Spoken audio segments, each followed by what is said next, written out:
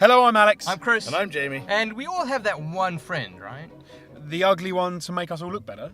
No. The one who claims they've done the impossible. You know, the guy who's found the jetpack in GTA 5, the guy who's played as Shenlong. Right, I get you, the bullshitter. Yeah, and you know what, guys? I am so sick of it. Today, I'm calling them out and running down our list of the 6 urban legends that are definitely 100% false. Let's kick things off by taking a real-world legend into the digital realm. GTA San Andreas was an excellent departure from the confines of Liberty and Vice City to the rolling forests and open deserts of San Andreas. You took on the role of CJ, but you know what, you don't need me describing the game to you. We've all played it, so we kind of know what was going on. Yeah. It's those rolling forests, though, that really sparked the rumours that there's a Sasquatch in the game.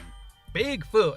For years, blurry or poorly doctored photos of Bigfoot wandering around in the foothills of Mount Chiliad were held up as proof that Rockstar had included the myth in the game. Several locations were posted online prompting fellow cryptozoologists to hunt down the elusive creature. Some even advised caution, as if you got too close, it would turn hostile. Much like Chris does. Like terrorists. Yeah, fucking be careful. The booklet for the game even credited Bigfoot in the thanks to section. So the idea that Bigfoot was in the game seemed to be confirmed, but unfortunately that's not entirely true.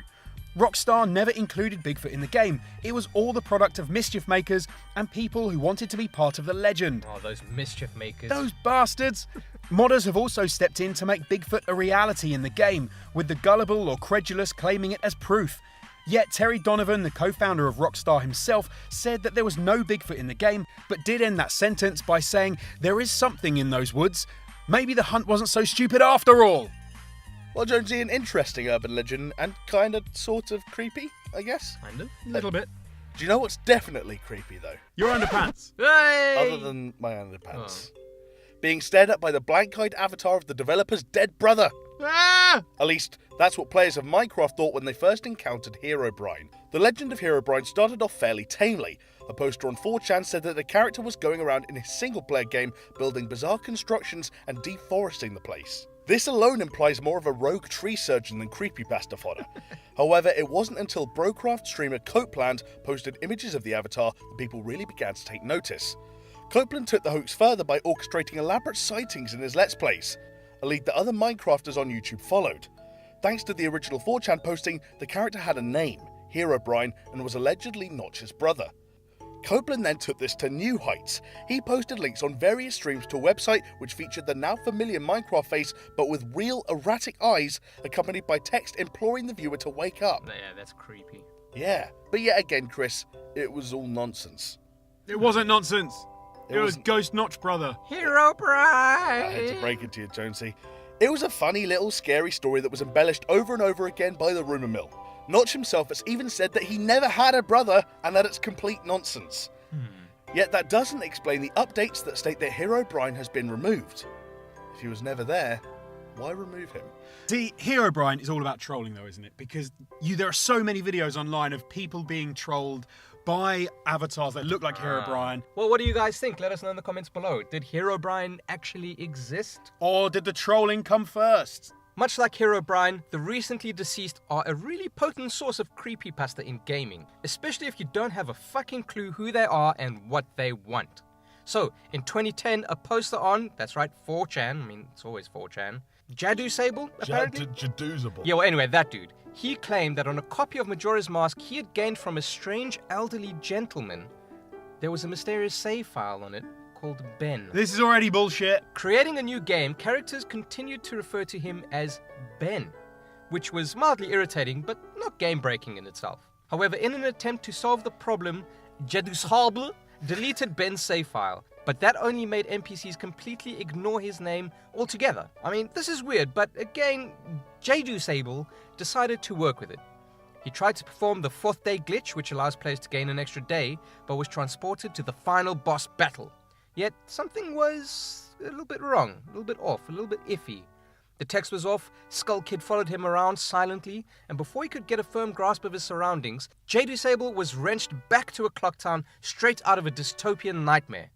Void of NPCs, distorted music playing in the background, missing textures, the phrase, "you shouldn't have done that," and "you've met with a terrible fate, haven't you?" started to appear as dialogue from certain characters who would never normally utter such creepy shit. At this point, he decided to delete that save game, but instead it kept on coming back, changing its name from Ben to Ben Drowned, referring to a spirit haunting the game. Statues and glitched figures in the game haunted JaduSable in the game, and apparently in real life, driving him fucking near batshit crazy. He even said the game was talking to him, constricting the air around him and not letting him eat. Eventually, he contacted Ben's malevolent spirit through Cleverbot. Right. That's where we all go to contact spirits, sure. Yeah, that's the way to do it. Cleverbot said that the cartridge and the computer that he was using had been infected, and that the only way to save the internet from Ben's trick was to burn it all. Never burn anything half-heartedly. If you're going to burn something, burn it to the ground. Exactly. Well, Jamie, some say Ben was the grandson of the mysterious, weird old man. Others say it was his brother. Only, it was all an elaborate joke, obviously. Yeah. JaduSable later took the piss out of the legend he created, admitting it was a fake and posting, well, this.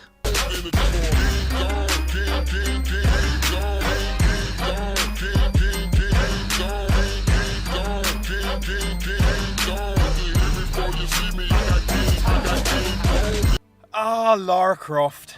Lovely, lovely Lara Croft. Don't with get too into it. her triangular tits and twin pistols, she warmed our pubescent hearts with a mix of violence and sex appeal. Hell yeah.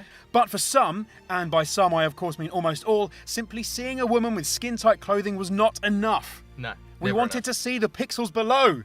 That sounds like a horror game. And so, the legend of a nude code for Tomb Raider was born. People tried everything to see her pixelated breasts. The Konami code, a series of complicated jumps, killing tigers in order, and so on and so on. Not forgetting the way you actually do it, which is to swan dive off the big rock and land in the pond. Except not actually. Yeah, bullshit. I'm calling bullshit. Gaming magazines were filled to the brim with secrets and codes that all alleged that you could unlock Ms. Indiana Jones stripping down to her skivvies. Unfortunately, the code was never more than wishful thinking. Perhaps Eidos decided that giving a bunch of teenage boys toss-off material was not going to improve the image of gaming in the eyes of the general public. Probably true. However, where Eidos chickened out, heroic modders stepped in, and the previously clothed Lara was uncovered in her full polygon glory. If you gamed on a PC at least. If you were on console, then you were shit out of luck until all of that lovely Lara Croft porn that came around after the millennium. You would know about that. Of course I would. In the late 80s, the video game industry was just about getting over the disastrous crash of 83 and was on the rise again. Yeah. The future looked bright as titles like Doom and Wolfenstein were mere years away. Then, in 1989, a company called Carvina Corp released 5,000 copies of a game called Killswitch. Killswitch is the tale of two characters, Porto, a human woman, and Ghast, an invisible demon, as they uncover the history of the mine they find themselves trapped in. The story apparently was a horrifying descent into torture and cruelty at the hands of the previous mine owners. So far, so good. Yeah. The catch, however, Chris, was that the game automatically wiped itself on completion, never to be played again. As a result, the price skyrocketed for unplayed copies. Because everyone wanted to get their hands on unplayed one. Yeah, and exactly. the amount was dwindling. Where you could only play unplayed ones. Oh. In fact, when Yamamoto Ryuichi allegedly uncovered a mint condition copy of Killswitch, it cost him $733,000. Holy shit. Making full use of his brief time, he intended to broadcast his progress through the game on YouTube. To date, the only video to be released is a short 2-minute clip of Yamamoto crying before the character selection screen. This game sent people mad. Holy shit. Only it doesn't. The earliest mention of the game is from a largely abandoned website called Invisible Games, which seems to specialise in freaky stories. This isn't true. But I know you're asking, Jonesy, what about Ryuichi? What about Ryuichi? Ryuichi, maybe he wanted to add to the legend, or maybe he played something so terrible it couldn't be displayed. Well, guys, coming to the end, and there is a reason why Final Fantasy VII is regarded as a true classic of gaming. Right at the end of the first part, just as Cloud approaches a praying Aerith, or Aerith, depending on your location, Sephiroth descends from the rafters and impales her with his Masumane. The slow piano music playing mournfully over the scenes of Aerith's hair ribbon fluttering to the ground is a beautiful and shocking moment that has resonated with gamers for years. I mean, Aerith can't be dead. She's one of the heroes. She was your party's healer. While playing, from that point on, you go through all 5 stages of grief. I mean, she can't be dead, can she? I mean, I refuse to believe it. Yet, there she is. And there's Sephiroth. So, no, it's not surprising really when someone comes along and starts a rumor that preys on that desire for her to be alive. Well, maybe not just one rumor. Some say all you have to do is have your entire party at level 99. This is, of course, complete and utter bullshit. Others say that you need 4 tissues, 1 mastered revived materia, and Cloud's weapon, the Apocalypse, to conjure a resurrection spell. Again, utter complete bullshit. Yet another alleges that by playing Eris's theme on the piano on the Shinra mansion, you can summon her ghost. Speak to her ghost and it will follow you back to the house in the ancient city and then back into her body, reviving her. Of course, don't believe it. More bullshit. More bullshit. Don't believe me, just watch. Out of the 15 plus revival methods that I've looked at, none have turned out to be true. You want proof? Eris's ultimate weapon is reached on disc 1 and she has a level limit of 4. So I'm sorry, but she's not coming back. Well, that's our list. Did you agree? Disagree? Are you absolutely positive that you've gotten Lara Croft naked? Feel free to lie in the comments below. And on screen right now is our video of the 6 ridiculously hard gaming achievements. Anyway, why don't you like and subscribe? And as always, we'll see you next time. See ya, Bye. guys.